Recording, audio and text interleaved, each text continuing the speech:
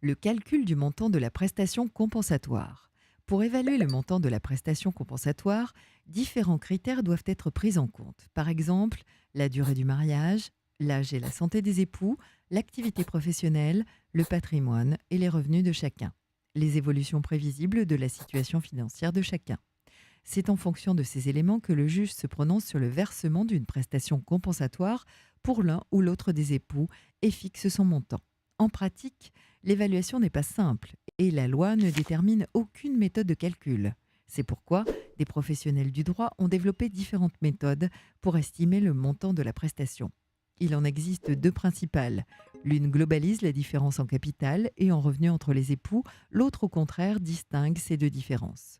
Ce sont des outils utiles mais assez complexes. Votre avocat peut vous faire cette estimation.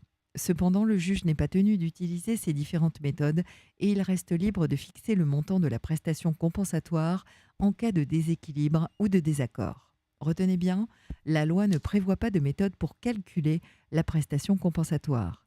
S'agissant d'un calcul complexe, votre avocat peut vous aider à faire une évaluation.